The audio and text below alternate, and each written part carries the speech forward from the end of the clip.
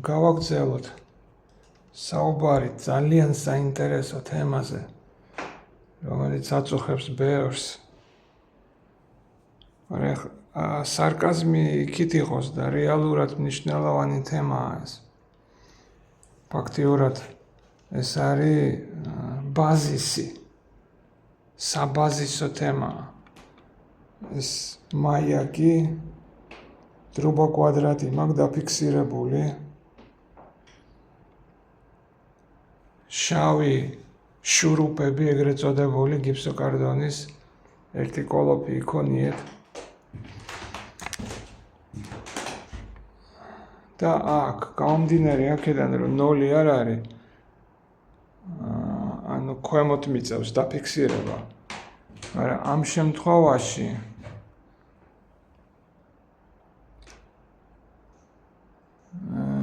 შემთხვევაში ჩვენ დავაფიქსირეთ შემდეგნაირად. პირდაპირ უბრალოდ ქვემოთ დავაფიქსირე ეს. დააფიქსირეთ ბარათი. და შემდეგ ზემოთ უკვე არის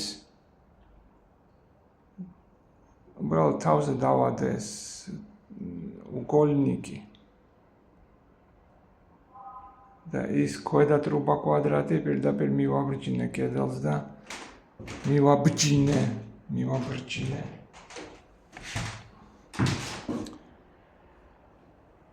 და აი აქ შემდეგ დავსვი ამ იმაზე. გვერდითა ბრტყლად გაშვებული მაიაკი. მიდგმული სამწერტილში ფიქსაცია ქვემოთ.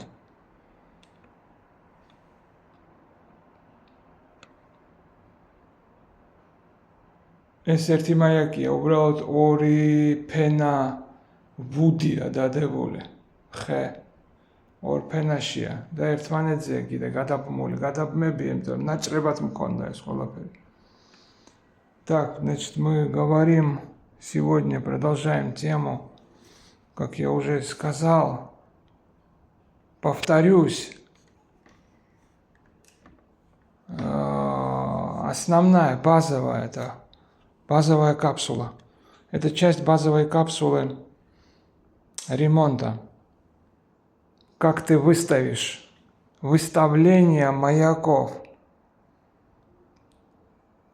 Дробь или тире – это плюс еще опаловка, как говорят у нас в Сакартвеле.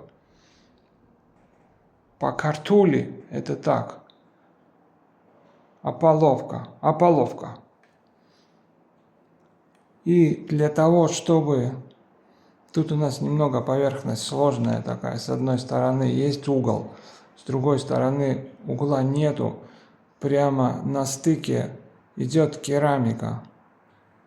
А там мы уже прямо подходим к рамке. Исходя из этого, мы сейчас хотим зашпаклевать вот на этом уровне, чтобы была возможность поставить вот куда выходит этот маяк. Исходя из того, что он кусками прошит, несколько кусков у меня просто с друг другом спаяны шурупами, и верхний слой этой древесины, да, это не ДСП, это просто назовем ее древесина, конечно, это древесина, но какого типа древесина, сейчас не об этом. Мы ее немного спостare, по-итальянски, значит, это изменить месторасположение. Я сейчас не могу найти этот глагол в голове русский. Спустили в сторону, оттащили в сторону, посадили на сторону, наполовину этого маяка, исходя из того, чтобы вот тут был бы уровень похожий, аналогичный своей параллельной стороне.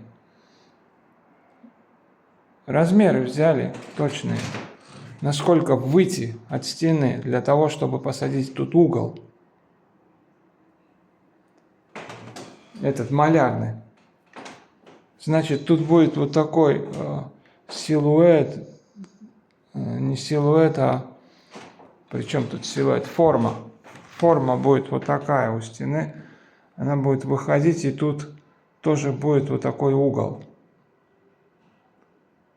А там уже на стыке, отсюда к стыку подходят керамические плитки.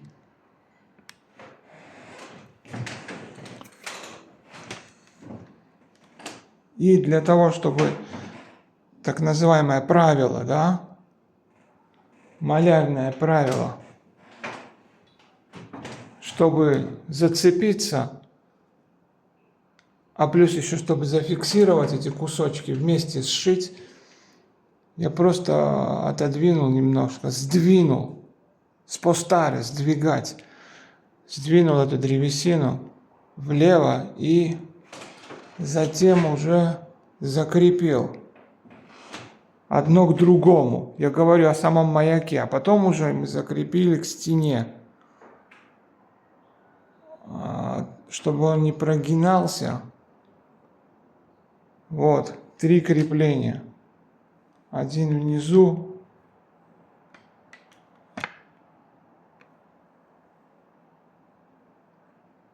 И наверху. ესე იგი, ანუ დამაგრებებზე ვისაუბრე, როგორ არის დამაგრებული. ეს ხო ნაჭრებია. ანუ ამ ხის ჩახსნილია, ან დაშლილი მაქვს ერთი პალეტი. პალეტებს შლიდი და ამ პალეტებიდან ვიღებდი აი ამ ფანერას. ეს ფანერაზეა. ფანერათია შეკრული ეს პალეტი. სხვადასხვა ტიპის ხე არის ამ პალეტებზე, მაგრამ შესაბამისად ნაჭრებად არის და მე გადავაბი ერთმანეთზე კიდე ზემოდან მეორე პირი. ამ ფანერების პალეტის და ჩავაჩოჩე გვერდზე და გვერდიდან დავამაგრე. ანუ აქ ადგილზე კი არა კედელთან, რა თქმა უნდა ეს ცალკეა აწყობილი.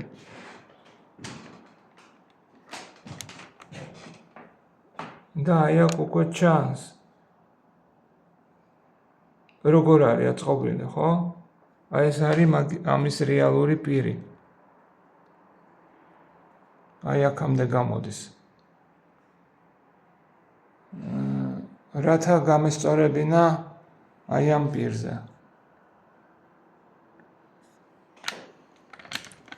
შესაბამისად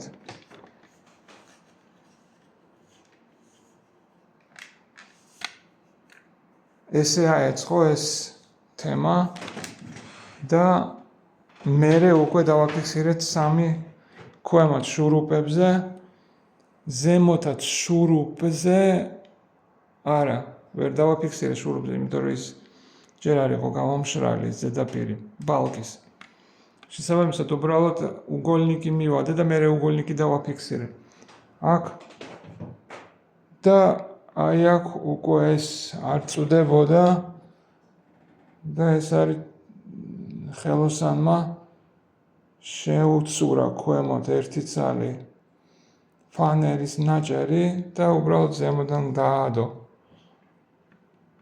ეს უგოლნიკი, რომელიც არის გაჭიმული თავში აქვს მიბჯენილი, შემდეგ შუაში აქვს მიბჯენილი და ქვემოთ აქვს მიბჯენილი. და სტრუქტურა ესე ჩახსნილის აგერ არის მოხსნილი სტრუქტურა, ერთმანეთს გადაბმული ეს ნიშანი. თუ გამოიცნობთ რისთვის არის და ამითი ხო ზემოთ კაბელის მიდების დროს კაბელისთვის გამოჭრა მოგვიწია, ხეში ჩათლა, რომ ბრტყლად მიდებული იყო, იმიტომ რომ კაბელი უშლიდა. და გავაგზავნებთ ამით მუშაობას, ახლა правилати. So let's talk little English. Why not? So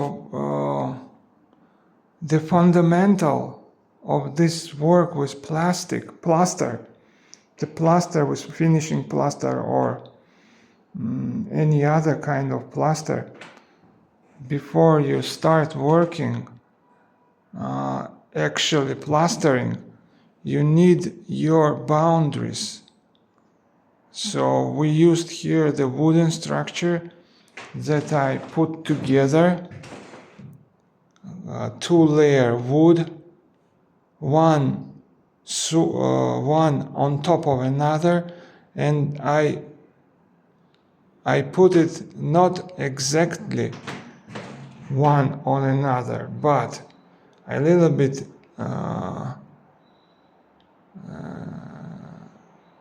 took it to the side, because all I needed just this measure, okay, to align it with the outer boundary here. So maybe, yeah, but you can see the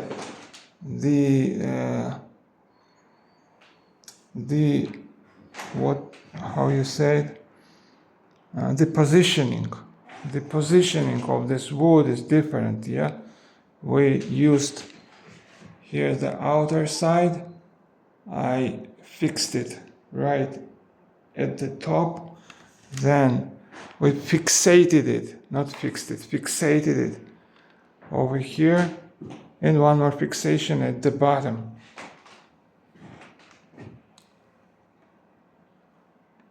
And it gave us the edge on how much we want to go from the wall. So that's why we used this structure.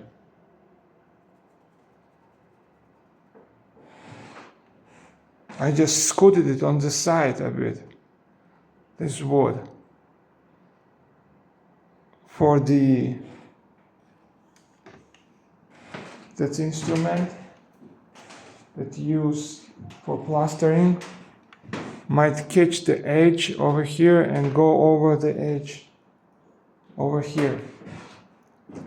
So that was the idea of putting together the structure and fixating it at the top, in the middle, and at the bottom. Here we used some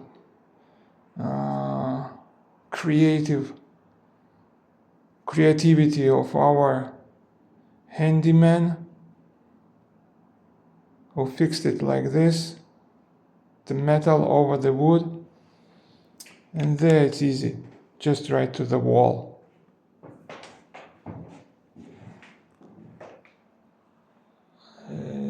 Allora, ora non lo so come spiegare tutto, ma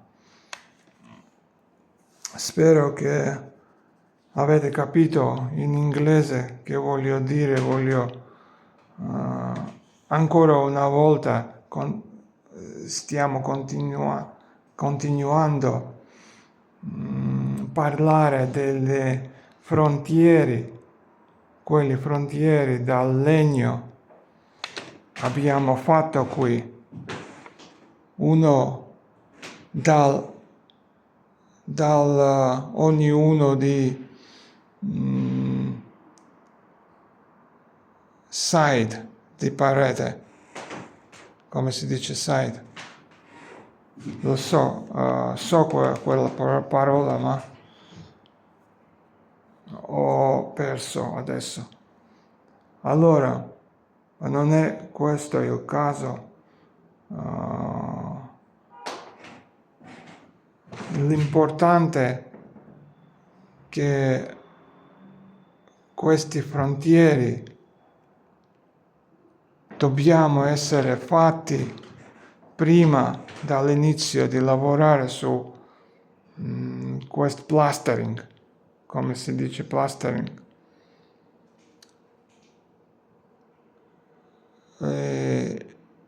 Quelli sono molto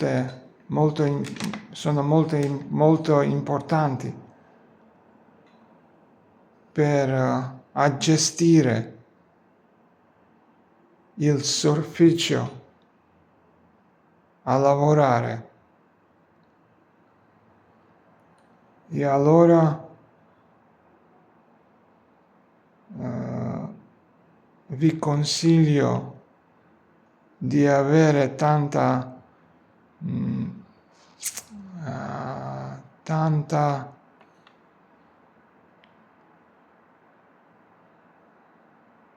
non sicurezza ma attenzione, tanto attenzione quando